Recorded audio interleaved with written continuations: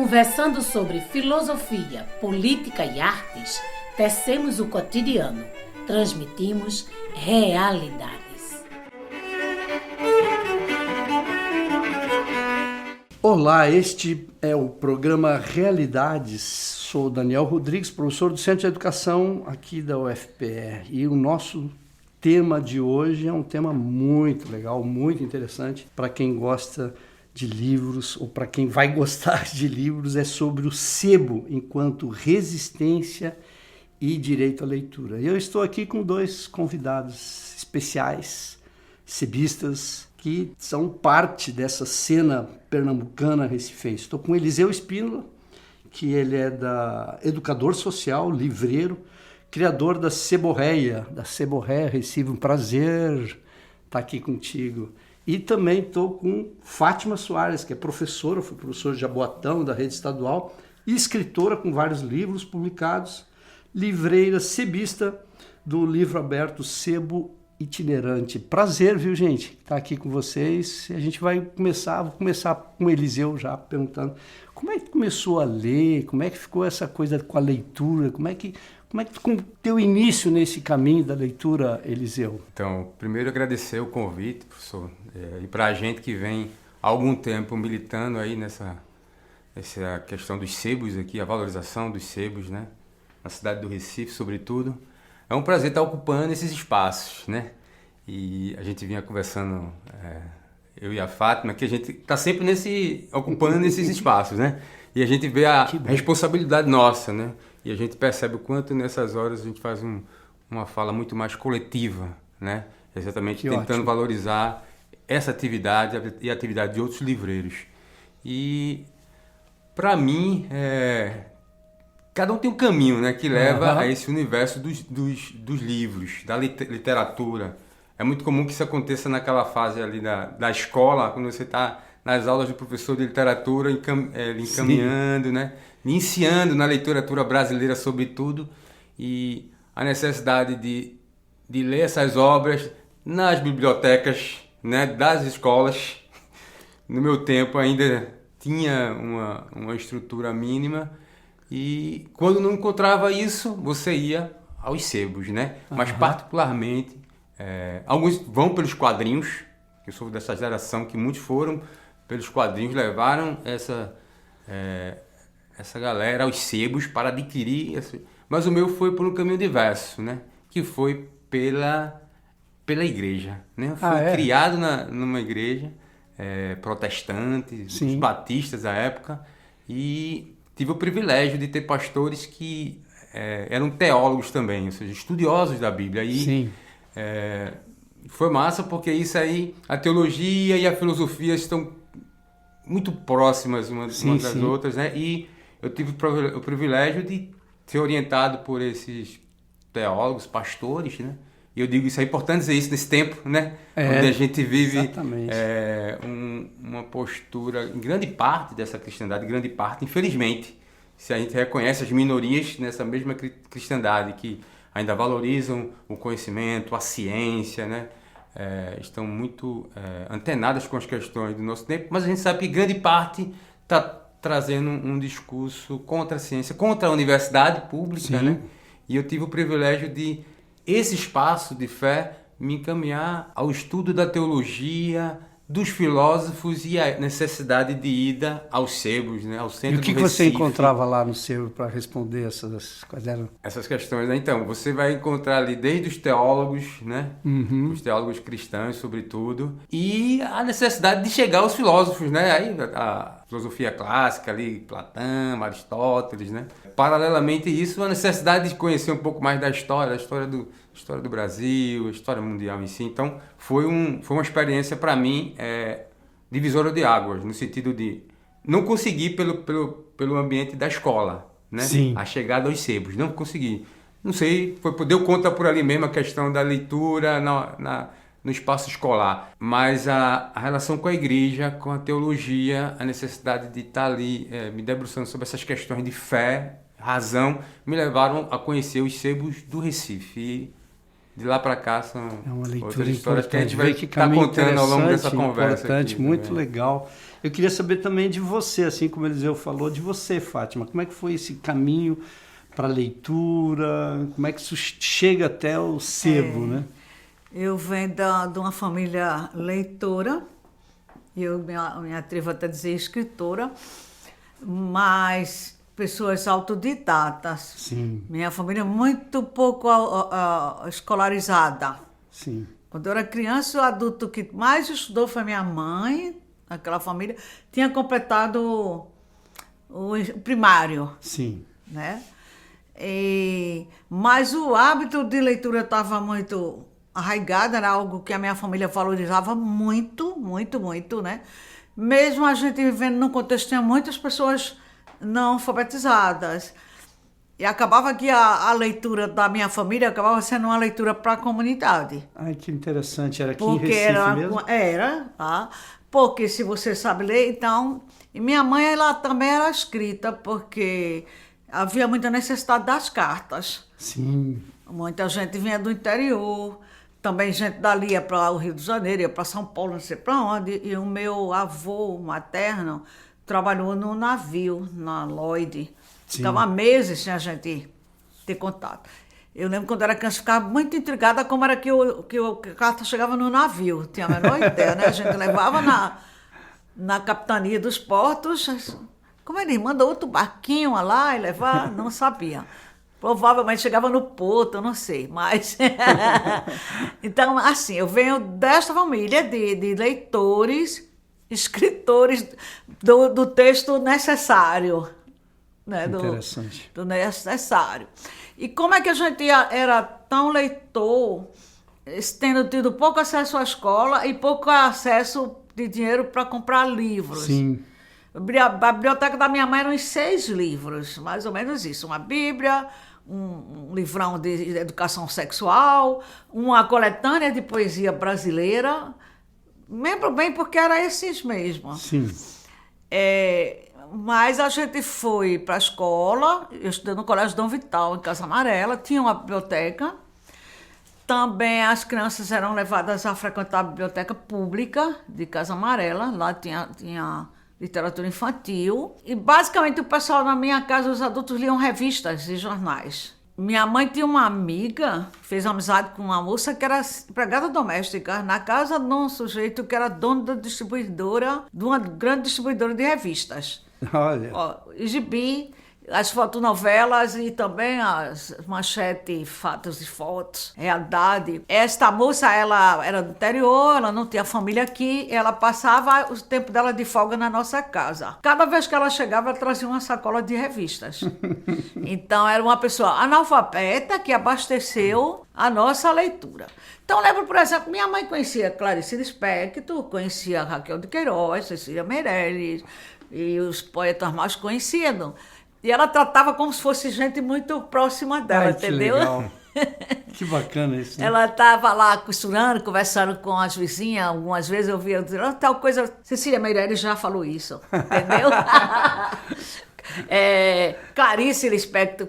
Eu lembro que a Clarice publicava numa dessas revistas, sempre a última página, eu acho que era a Sim. última página, elas tinham uma crônica, né? Então essas pessoas eram muito íntimas da gente, chegavam com as revistas. Então, assim, eu venho de uma família de leitores, era uma coisa diferente do lugar onde a gente vivia. Sim. Porque, por exemplo, tem um bisavô que sabia ler, a gente... Como assim? Ninguém sabia ler, o povo mais pobre, o povo interior, o povo sabia. E aí essa leitura acabava sendo uma leitura muito compartilhada com os vizinhos. Minha mãe lia para o pessoal ouvir, escrevia cartas. Se ela visse ela recortava, guardava aquela página e depois para mostrar a alguém. E aí as bibliotecas. Eu tive na escola alguns professores também que incentivaram a leitura. Importante. Principalmente assim, no ginásio, né? Eu não tive uma orientação assim muito muito, como é que eu diria, constante, porque a leitura da minha casa era revista, gibi, e a leitura que o professor propunha era livros, e livros a gente não tinha, só tinha acesso ao que tinha na biblioteca. Mas como a biblioteca pública era um lugar onde você ia por conta própria, eu acabava entrando em caminhos que... Não vistos antes. Não vistos antes. Eu lembro que os professores gostavam muito de citar os classicões, né? Queria aperrear a gente e botava uma frase de Camões para a gente fazer análise citática. Aí, em mim, isso não funcionava como uma coisa ruim, funcionava como um desafio. Ai, que legal. Então, eu ia lá na biblioteca, eu quero ler os Lusíadas, e a bibliotecária sem querer emprestar. Só tinha às vezes, um livrão, você vai rasgar, vai perder, vai vir na chuva, vai se molhar, e eu fico lá temando, porque se era tão complicado no meu entendimento, que leitura é essa? Que linguagem é essa? Tem algum segredo aí, algum negócio que eles não querem que a gente saiba. Ai, que legal. Então, assim, minha leitura de adolescente tinha esse negócio também do desafio.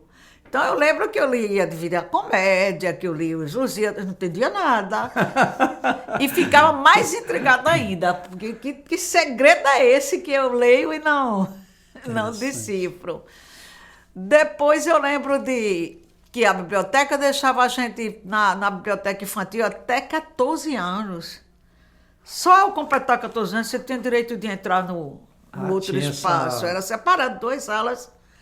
E assim, quando eu pude entrar, né, cheguei lá com o meu registro, fiz 14. E aí, pode. Então eu ia ler as lombadas dos livros, assim, meio entender o que tinha ali. E eu lembro que a primeira vez que eu peguei um romance lá para ler era uma autora francesa, que eu nunca tinha escutado falar, Margarita Duras, acho que isso. Uhum. Aí li, gostei muito, achei muito diferente do que os professores divulgavam, os Casimiro de Abreu, os brasileiros. Aí quando eu voltei, já fui na estante para ver se tinha mais. Então, essa foi uma forma que eu consegui começar a ler. Eu li um livro, se eu gostei, vou pegar tudo que tem daquele autor. Aí quando acabou, pegava outro. Nessa brincadeira, eu acho que eu li toda a obra de Jorge Amado, eu li toda a obra de Érico Veríssimo. Que bacana. E, na verdade, na minha cultura familiar e na nossa falta, talvez, de acesso a outros espaços culturais e de lazer mesmo, a leitura virou um lazer, virou um passatempo, virou e tudo que a leitura traz a mais, não é? De informação. Mas esse gosto, esse hábito, e com a história das revistas, do gibi, porque eu estava lendo tudo que fosse caindo na mão, mas não largava o gibi. E a fotonovela depois também, fotonovela, que me levava para conhecer outros mundos. Tu tá lendo um negócio, a moça tá aqui aonde? Em Veneza, daqui a pouco foi para Monte Carlo, foi não sei para onde, tá em Paris, né? Viajando junto. Né? E com fotos, então você lia os textos. E aí vem com isso, depois eu fui trabalhar, e professora, né? Eu comecei a trabalhar como professora em 1978, eu nem tinha um magistério, mas faltava escola na periferia, então qualquer pessoa alfabetizada podia ser professora. Depois eu fui estudar, fazer um magistério. E depois, em 92, eu entrei no serviço público, Jaboatão e o Estado. E aí eu comecei a história de querer fazer com minhas crianças tivesse o acesso e desenvolvesse esse gosto de ler do jeito que eu desenvolvi. Então, muitas vezes eu estava reproduzindo coisas que eu me lembrava e estava precisando ter coisas a oferecer. Tinha pouco acervo nas escolas que eu trabalhei, sim, tem uma biblioteca boa, não tinha. E, às vezes, o que tinha não era o que os meninos queriam. Sim. Porque, de alguma forma, tem livros que se divulgam e aí os alunos querem ler o que está na onda. Claro. E lá não tinha. Isso me encaminhou outra vez pro sebo, porque eu andava no sebo, só um sebo que eu conhecia lá em Casa Amarela, para comprar livros, para estudar, para passar nos concursos, para passar no vestibular, para passar, né? Sim. Eu precisava estudar como autodidata para alcançar alguns espaços. E com a história dos acervos das escolas não atender o que os meninos queriam, eu comecei a andar nos sebos maiores. Por conta basicamente do preço baixo, eu podia comprar e podia partilhar isso. Então, na minha história com o sebo, ela nasce aí, assim, de como o sebo como profissão, o sebo como um comércio que funciona, que atende uma necessidade, atendia a minha necessidade. Claro. Eu conseguia levar livros para os meninos, criar um espaço na escola, um horário, minha turma. Tipo, o menino de quarta série já estava sabendo ler, tinha uma rotina todo dia, bom dia, contou uma novidade, massa. Cada um pega um livro e vamos ficar meia hora, 40 minutos só lendo, olhando figura, o que quiser. E muitas vezes alguém chegava na minha sala e se surpreendia que eu estava no meu bureau lendo um romance, em pleno expediente, e a sala no maior sossego assim. Entendeu? Que barato. Cada um com um livro, cada um folheando uma revista. E teve um momento que a gente levou os meninos numa Bienal, a escola levou, e quando a gente voltou, os meninos super encantados, como se tivesse ido para um grande parque de diversão. Catamos lá tudo que era de graça, tudo que não era vendido. Estado do Joaquim Nabuco, não sei o que, folheto. Catamos, voltamos com as sacolas cheias. E os meus alunos inventaram que agora eles queriam brincar de Bienal. Olha que interessante. Aí, com o negócio de brincar de Bienal, o recreio se prolongava e não tinha problema nenhum, porque era leitura, Claro. né? Aí, cada vez era um que tomava conta da barraca, os outros compravam, fazia a conversa e tal. E eu fui fazendo um acervo lá que não cabia mais na minha sala. E outros professores começaram a simpatizar. A gente começou a fazer um sarau. Cada vez fechava uma unidade para os meninos lerem em voz alta. Então eu fiquei nisso aí. Quando eu me aposentei, e agora? Quando eu vou? Sebo. Como é que continua Você isso? vai ter que contar essa história, que agora a gente está encerrando esse primeiro bloco, o início dessa novela, né? Só faltou a gente desenhar para fazer um gibi. Então, já a gente volta para o segundo bloco. Estou aqui com Fátima e Eliseu, sebistas maravilhosos, continuando a conversar sobre sebo, resistência e direito à leitura.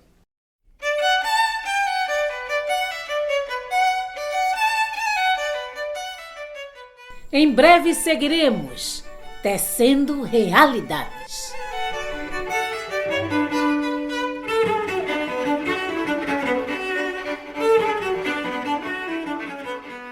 Voltamos com esse programa Realidade. Estou aqui com Eliseu Espíndola, sebista, e Fátima Soares, também sebista, com as suas trajetórias. A gente ouviu maravilhosamente, né? Está ouvindo Fátima, né? Eles nos deleitando. Estou aqui também com a nossa coordenadora Bárbara e o Zé no som, e a gente estava aqui se deleitando. Mas eu queria resgatar alguns elementos que vocês trabalharam.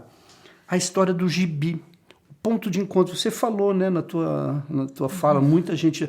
Um caminho dessa coisa, não é a leitura mais complexa, né? O ponto de partida, né? Eu queria que vocês falassem sobre essa coisa. Eu lembro que tinha uma novelinha, Júlia, né? Não tinha uns livrinhos Júlia. Muita gente que eu conheço começou por Júlia, coisa bem simples, bem sem grandes elementos críticos, nada, é um primeiro passo, né? Eu queria que eu te falasse um pouquinho, Zé, sobre esse direito à leitura, sobre esse passo, a importância do sebo, não só do sebo, mas esses mecanismos de aproximação de uma leitura que depois pode chegar na filosofia, na leitura crítica. Como é que é isso que tu vê lá acompanhando no sebo esse primeiro passo, Eliseu?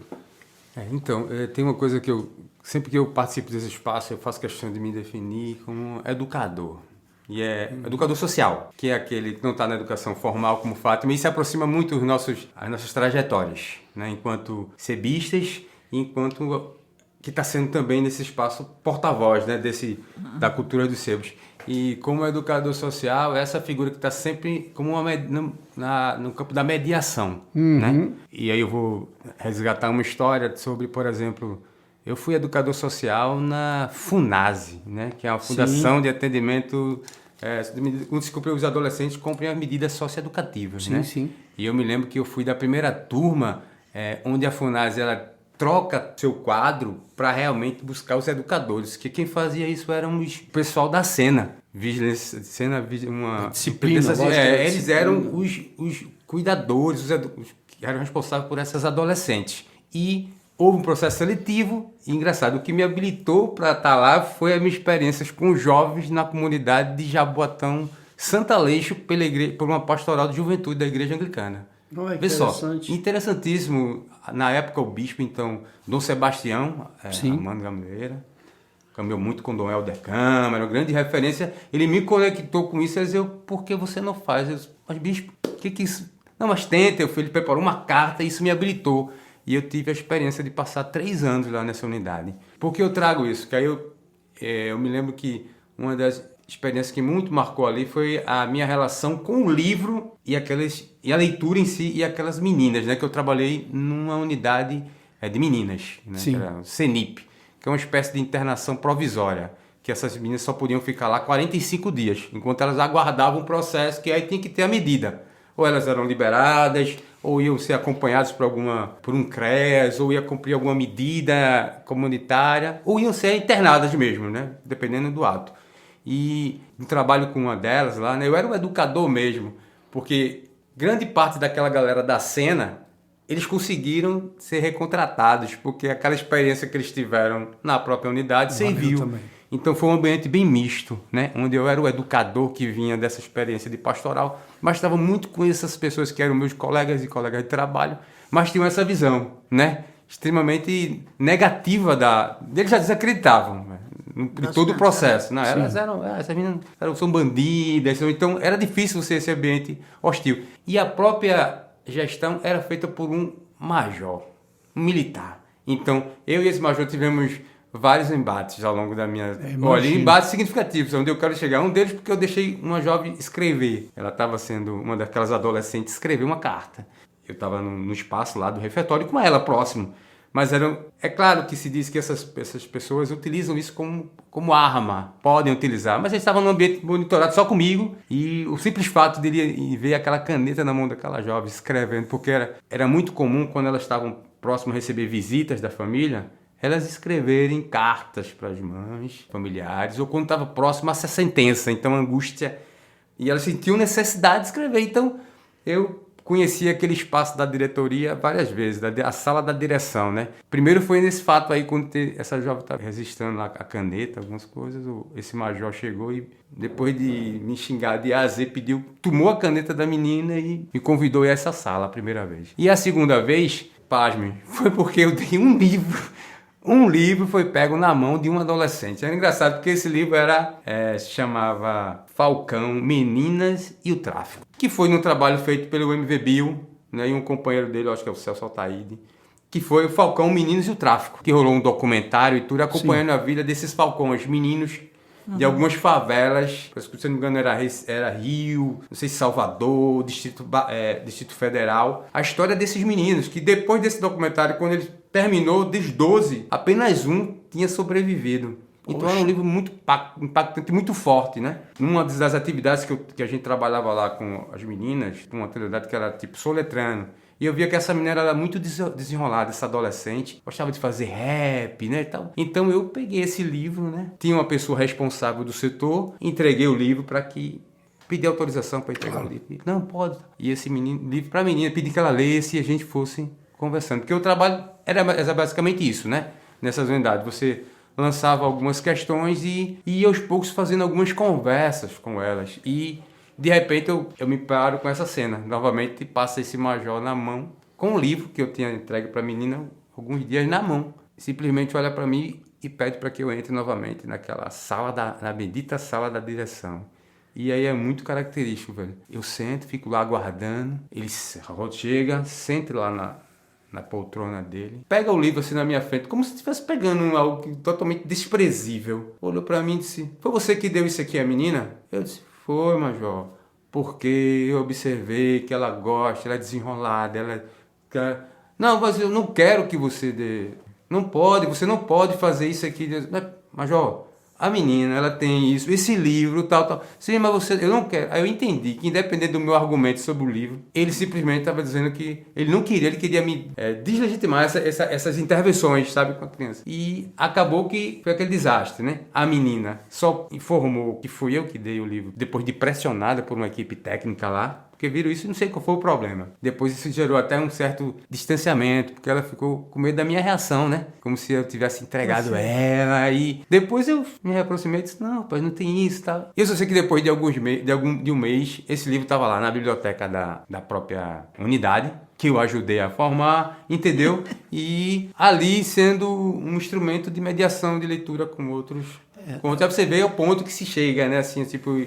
E aí, você negar, né? A gente acredita que quando a gente tira esses adolescentes, e aí a gente está discutindo hoje redução da menoridade penal, né? Redução da menoridade penal. E a gente chama esses espaços de onde eles são ressocializados. E você tem uma mentalidade onde o livro é uma ameaça, onde uma caneta é uma ameaça para a pessoa desagar as suas histórias. E aí eu lembro muito essa ideia da sua mãe, poder escrever, compartilhar isso. Então, a gente está muito longe, sabe, professor, do ideal para... Sobretudo nesses trabalhos aí com crianças e adolescentes, onde a gente desperta essa paixão pelos livros, né, pelo conhecimento, pela educação. Essa foi a minha experiência, assim, que, de certo ponto, traumática, mas que me despertou. Quer dizer, eu preciso estar nesse lugar. Eu percebi a presença, a despeito da indisposição que senti na época, né?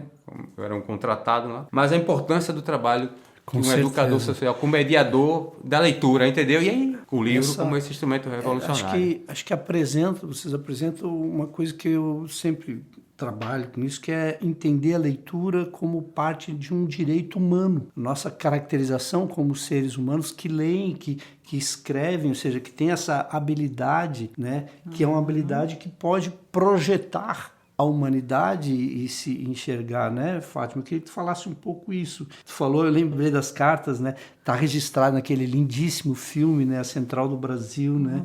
Que é com a Fernanda Montenegro, que ela escreve e ela vai inventando algumas coisas, vai dourando, ou seja, percepção da leitura como direito humano com essa liberdade de criar, né? Ou seja, o ser criativo que, né? Ou seja, se você é colocado no lugar de violência, né, anti-humana, não tem esse direito, né?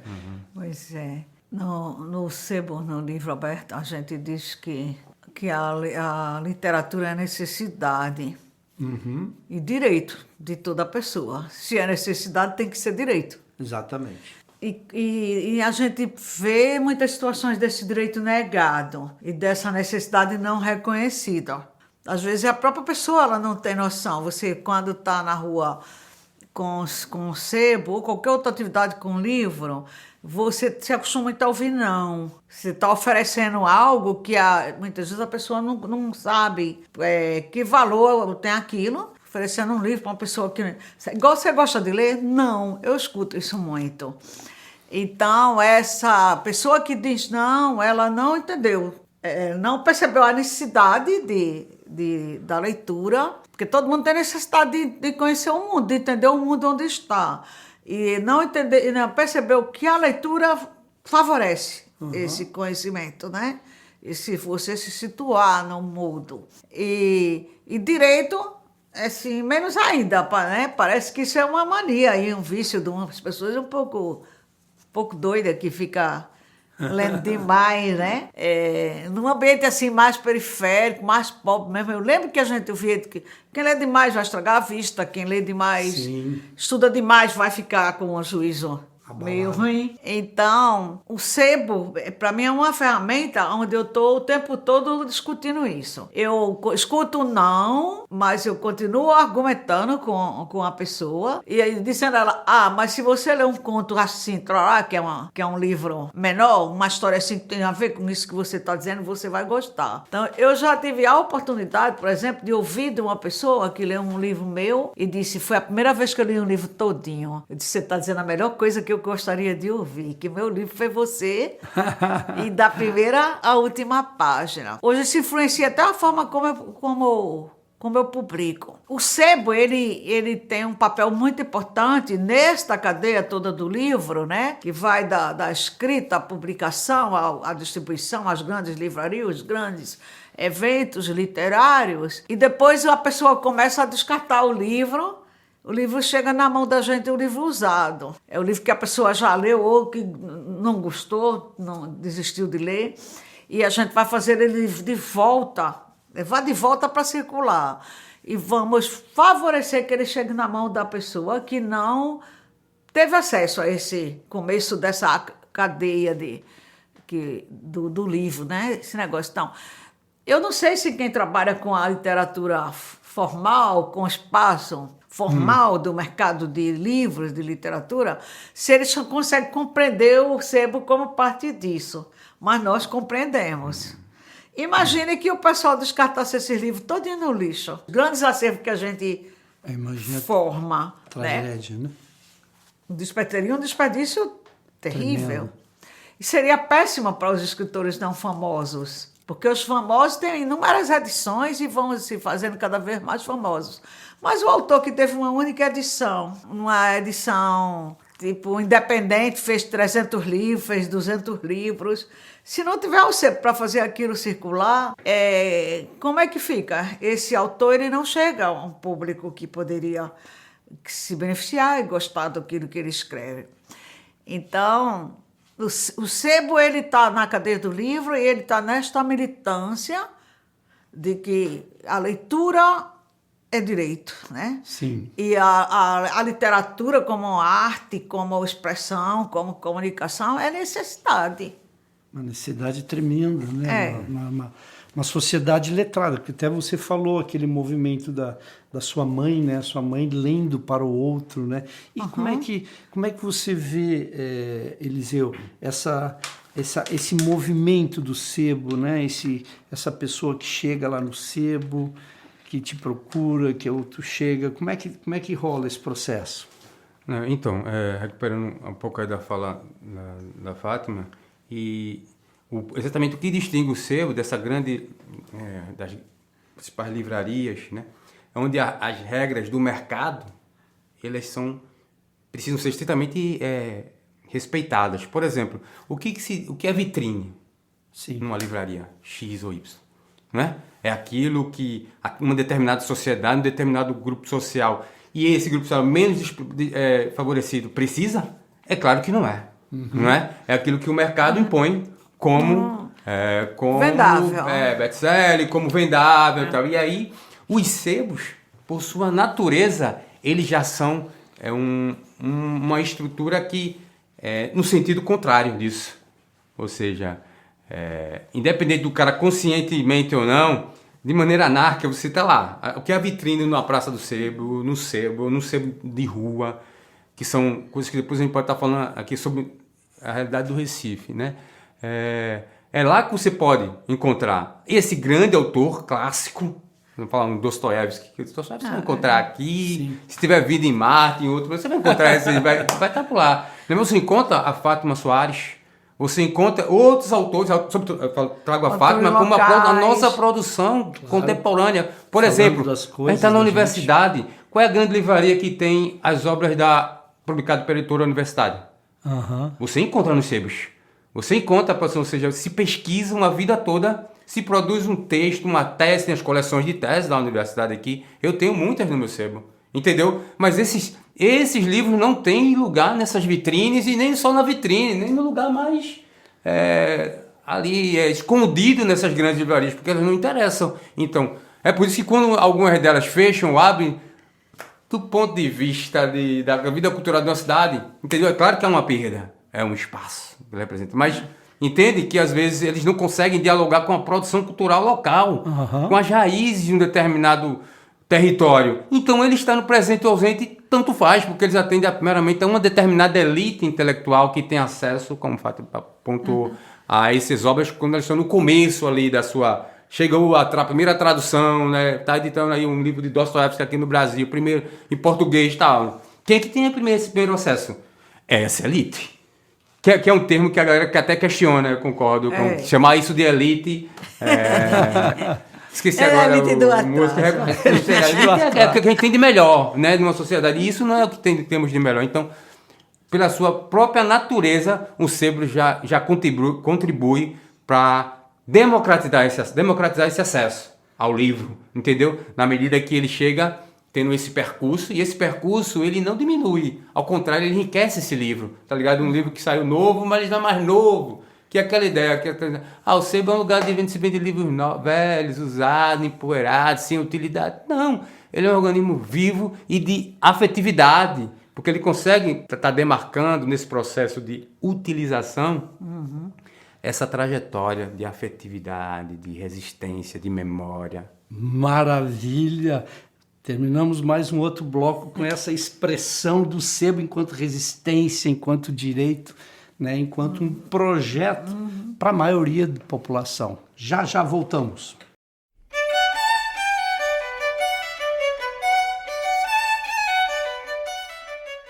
Em breve seguiremos tecendo realidades.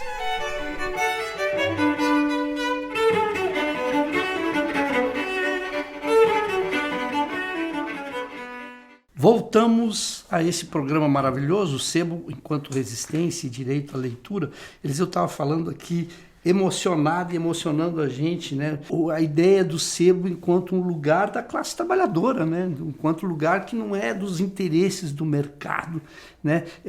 Vem desde a mãe da busca, né? Você como evangélico que vai buscando a leitura enquanto parte da construção da humanidade, né? E isso que eu queria te ouvir, né? Esse público, quem é esse público que está lá no sebo e que você falou antes que provoca a pessoa? Você gosta de ler, não gosta, né? Ou seja, gosto também se constrói, né? A gente pensa que gosto é um dado do DNA, não, é um elemento construído. Quem é esse público e como é que vocês atingem esse público? O público do livro aberto é um público muito diverso, também pela característica de um sebo itinerante. Desde o começo não tinha um espaço físico, o acervo foi crescendo, ficando guardado em vários cantos, na casa dos meus parentes, e a gente ia com uma parte desse acervo para vários lugares, então você também acaba tendo acesso a um público muito diverso. Mas uma coisa que tem que marcar é que o acervo dos sebos também é um acervo muito diverso. Pela forma como ele se faz, entendeu? A gente não compra o que está na moda. Na verdade, a gente recebe livros doados, a gente faz trocas. Sim. Então, assim, tanto você pode ter livros muito antigos, como pode ter livros recentes, e gêneros diversos, temas os mais diversos. Eu, por exemplo, para mim, todo livro é um livro. Eu não considero que tal livro é ruim, ele não vai para a prateleira. Porque é o leitor que vai saber se ele é ruim ou bom. Aí, se é ruim para um, é bom para outro. E aí, é um público muito diverso. Então, quando a gente está na rua, por exemplo, no centro, ou mesmo no bairro, você vai receber as pessoas muito felizes por ter isso aqui. Puxa, aí eu disse, não, só essa semana, eu estou aqui num evento, mas rapaz, isso aqui devia ficar aqui todo domingo, ou todo sábado. Então você encontra essa pessoa que já sente essa necessidade e não tem acesso, fica muito feliz. Mas você também tem todo mundo que está passando, que você pode não olhar para essas pessoas, ou você pode começar a chamar. No bairro popular, quem chega primeiro são as crianças. Sempre é possível que tenha, se houver um canto assim, uma pracinha, qualquer canto das crianças estão por aí, elas chegam. Às vezes chega quando a gente está improvisando a instalação. Aí quer armar um cordão aqui para pendurar um negócio, não sei o que, já aparece um menino mais esperto que ajuda. Depois eles começam a manusear. Os preços que a gente pratica nesse lugar é fundamental também. Eu vendo um livro de R$2, R$5, um livro de R$10 na periferia já está muito bem vendido. Então, assim, a criança, ela é capaz de chegar, mesmo você está dizendo que é R$2, ela chega com uma moeda de 1, que é o que ela tinha ali.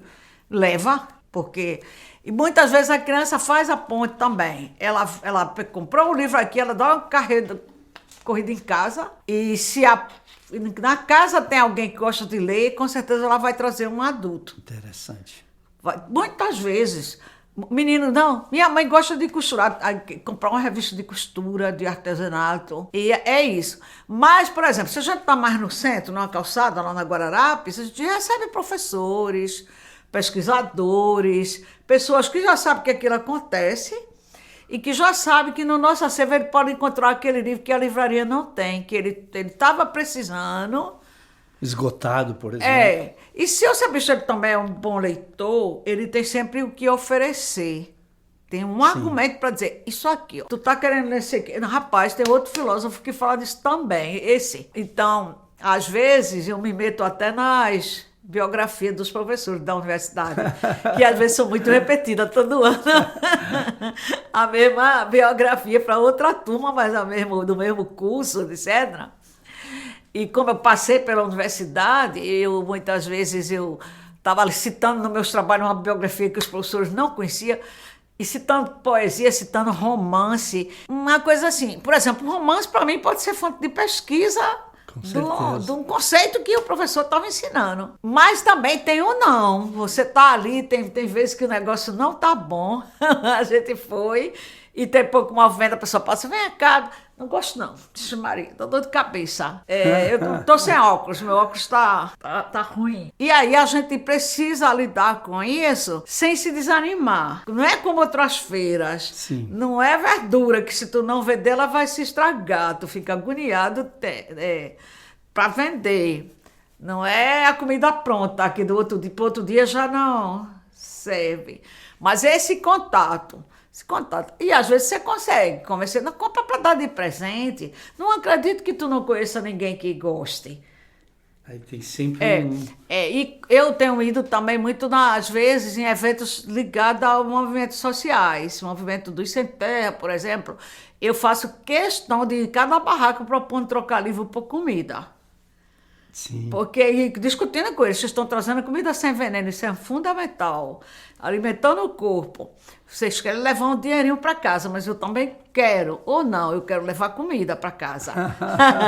E aí eu trago alimento para a alma. Tu faz a reforma agrária do chão. Eu estou fazendo reforma agrária do mundo da literatura. Maravilha. Então, muitas vezes, esse argumento acaba funcionando com algumas pessoas, né? Na troca, não sei o quê. Não vou comprar. Gostei da conversa da senhora. Que bom. Eliseu, uma coisa que a gente estava conversando aqui antes, lá sobre um impacto que a gente teve agora, que foram as mídias, as redes, né? Essa coisa que discutem, mas o povo não quer mais o livro, quer ficar nas redes sociais, tem todo esse debate. Aí eu queria ouvir, Fátima quer falar também, eu queria um pouquinho ouvir também o Eliseu, vocês dois, né? O que tem de real nisso? O que tem contraditório? Como é que rola vocês que trabalham com com o público, essa relação rede social, internet e livro? Então, primeiro para dizer o seguinte, que você não tem os sebos, né? Não é uma coisa... É uma coisa heterogênea, né? Uhum. Depende muito do suporte. Por exemplo, aqui em Recife, uma coisa que é característica dos nossos sebos, duas coisas básicas. É um aspecto migratório, mesmo aqueles grandes sebos. Sim. Que hoje tem os sebos que tem aquele espaço físico grande, sim. Né? Eles circularam por muitos desses livreiros. Por exemplo, você tem dois grandes equipamentos que a gente estava falando. O equipamento de referência nacional, que é a Praça do Sebo, né? Faz uma simples busca, utilizando esses meios, sobre alguém que quer comprar livros, sebo, vai lá, a Praça do Sebo, que está completando agora 45 anos. Que apareceu, né, no filme pro Oscar. Sim, do Agente Oscar, Secreta, aparece um pouquinho.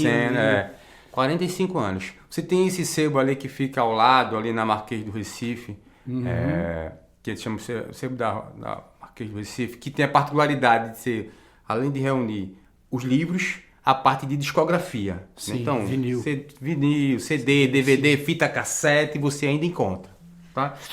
Você tem o outro grupo, esses são os sebos mais coletivos, né? Reúne vários livreiros. Praça, esse sebo e o que a gente chama de agentes culturais de rua, que são os livreiros de rua, aqueles que ocupam as calçadas, né? Transformando-as em um território educativo, né? E esses livreiros que sofrem, né? Com a própria rua, a demonização, né? Está na rua como lugar da insegurança, e aí eles também sofrem muito isso, a galera que está ocupando a rua, toda uma discriminação. E é uma ocupação que a gente sempre frisa, é uma ocupação dinâmica, né? Porque sempre se atrela, tanto não, porque esse tipo de trabalho do livreiro de rua, ele tem muita semelhança com qualquer ambulante, com o comércio, né? Sim, claro. Ou seja, ocupando as ruas, e essa ocupação é sempre vista, costuma ser vista melhor, como algo que desembeleza a cidade e que até expulsa as pessoas do centro. Há um argumento que se usa isso, né? E é desorganização. É desorganizado, como é que pode um livro no chão? Todo um preconceito, a gente aceita incorporar uma cultura que vem de fora, de comer nos jardins, né? Você coloca nas praças, vem de fora. Você vê assiste grandes filmes, estão lá. No chão. Comer a gente pode, mas um livro no chão parece algo... E, na verdade, essa é uma forma de ocupação dinâmica. Muitas vezes, antes daqueles livros estarem estendidos ali sobre o calçado, um morador de rua passou a noite, um desses que a própria sociedade o exclui, passou a noite, e aqui deu lugar a esses livreiros que posteriormente ou seja, não é uma ocupação predatória. Sim.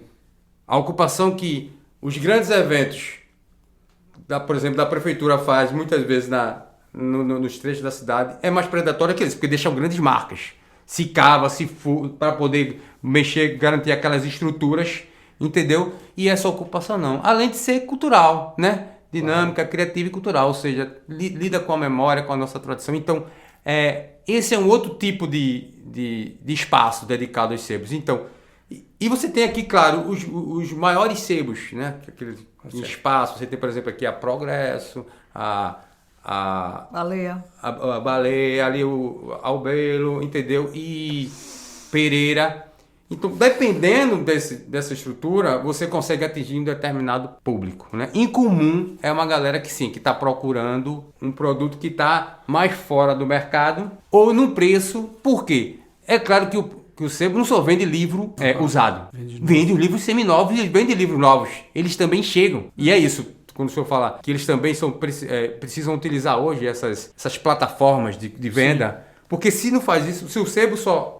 por exemplo, claro, a grande maioria dos sebos hoje, para ser sebo, precisa vender os livros usados, né? Precisa vender os livros usados. Mas os livros novos também são adquiridos. Na Praça do Sebo e naquele outro espaço ali da Marquês assim, você tem no período, por exemplo, dos escolares, você tem uma procura enorme, porque chegam livros escolares não só usados, mas eles novos também. Então, é uma estratégia que esse sebista precisa ter para poder se manter no mercado. Como também vender esses livros, colocar parte do seu acervo nas plataformas de vendas lá. Porque você atinge um outro público, que é uma realidade.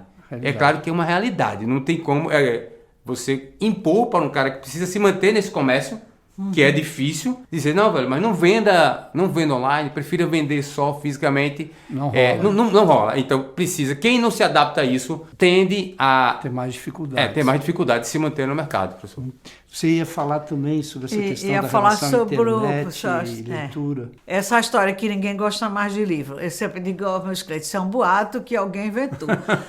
Quando se inventa um boato, difamando alguém ou alguma coisa, e começa todo mundo a repetindo. Eu digo, quando eu era adolescente, que a televisão começou a ficar uma coisa mais popular, né? Porque a televisão é mais velha do que eu, mas para chegar na periferia, onde tinha nem energia elétrica, demorou. E o pessoal dizia que ia acabar o rádio e o cinema, porque ninguém tinha mais porque ir no cinema Se a televisão tem imagem. Muito menos ouvir rádio. Se já na televisão já estavam os artistas cantando e a gente podia ver. E aí, olhe para a realidade. O cinema acabou? Ou o rádio? Não. Talvez hoje ninguém passe mais o dia inteiro com o rádio ligado dentro de casa como a gente fazia. Mas você liga no carro, você... Tem outras formas. Em outras formas, né? Se inventa outras formas. Você vai no teu celular, tá lá ouvindo o rádio. É a mesma coisa. O cinema, até destruíram bastante, acabaram, fecharam o cinema de bairro, etc. Mas quando a gente vê um grande evento de cinema, se for gratuito ou preço baixo, a gente vê as grandes filas. O pessoal chega. Então, sempre estou argumentando isso, que uma ferramenta, uma outra expressão cultural, etc., não tem necessariamente que destruir, que a outra vai se acabar por causa disso. Não, você está dizendo que, na verdade, você nunca teve livros, você não é frequentador de biblioteca, você não sabe que a produção escrita e impressa continua em crescimento hoje, com muito mais diversidade, porque gente que não sabia nem ler antigamente, gente preta, gente pobre e vários outros grupos que ficavam excluídos. Hoje também escrevem, publicam. Então, muitas vezes a rua, o evento de livro sebo, é um lugar onde a gente consegue falar sobre isso. Porque não é uma palestra para quem já sabe, quer falar do assunto. É a pessoa que traz. Ela traz o boato, a gente começa a argumentar e passar outra informação, né? Então, assim... Que bom essa informação é tão importante, porque a gente fica divulgando esse boato, né? Não, as pessoas não gostam. Classe trabalhadora, ou seja, é um processo de retirada, né, das vontades de ocupação, né, você não tem mais essa necessidade e começa a dar miojo no lugar de uma comida. Né? Acho que mas tem uma coisa do capital, né? que é concreta. É assim, as pessoas hoje moram em lugares muito pequenos, os apartamentos novos são pequenos, as pessoas não têm espaço para manter sua biblioteca e é muito comum, eu trabalho muito com troca no sebo, porque a pessoa tem um espacinho pequeno para livros na sua casa. Quando começa a comprar mais, começa a ficar desarrumado, então a pessoa quer se desfazer de alguns, em geral seminovos. Então, eu trabalho com alguns clientes que eu fico incentivando, inclusive isso, repasse, traga pra gente. E aí tem o papel das bibliotecas, tem outros papéis, ou seja, a gente pensar esse conjunto, né, bibliotecas públicas, sebo, ou seja, democratização da leitura, né, e que serve democratização da análise da própria realidade. Gente, estamos chegando no fim do programa, queria que vocês dessem 2 palavrinhas curtinhas, se despedindo, Eliseu. Então, agradecer, professor, o convite e saber que a gente tem um grande desafio enquanto também classe trabalhadora do livro. Temos aí o projeto Distrito Guararapes, que, no frigir dos ovos, quer reduzir esse espaço. Se é característico dos nossos sebos eles serem migratórios e em espaços menores, comparado sobretudo aos sebos de São Paulo e Rio, que são pequenos, esse projeto tende a reduzir tanto o trabalhador como o acervo. E a gente quer chamar a opinião pública para estar com a gente, os livreiros, na defesa desses equipamentos culturais. Muito bem. E tu queria fazer uma divulgação especial? Então, quem quiser estar acompanhando a gente, a nossa fala, aquilo que a gente vem divulgando aqui, isso é só nos seguir ali no Instagram, né? Ceborreia_Recife. Maravilha. Fátima, uma palavrinha. Pois é, agradecer a oportunidade, né? Cada vez que a gente senta para conversar e tendo um microfone, a gente sabe que mais pessoas vão nos ouvir, se encantar, mais gente se encantar com o nosso trabalho e com essa possibilidade da leitura. Então, é isso. Muito bem, estou aqui. Tem alguma divulgação? Sim, o Livro Aberto tem um Instagram. Livro Aberto Sebo, tudo pegadinho, @Livro Aberto Sebo. E lá a gente coloca a nossa itinerância também, né? Onde a gente vai estar, tal dia, em que lugar, em que evento. Muito obrigado. Chegamos ao final do programa. Queria agradecer aos nossos convidados, Eliseu e Fátima. Prazerzão conversar aqui com vocês. Prazerzão nesse programa que foi apresentado por mim, Daniel Rodrigues, que também assina o roteiro. Gravamos no estúdio aqui do Departamento de Música do UFPE, com os trabalhos técnicos de Zé Guilherme. Lembrando que você pode ouvir o nosso programa toda quarta-feira e domingo, 18 horas, na 99, rádio pública, rádio universitária, na região metropolitana e também ouvir nos melhores agregadores de podcast. Siga a nossa página no Instagram, @RealidadesUFPE. Até o próximo programa. Um abraço, um cheiro para todo mundo.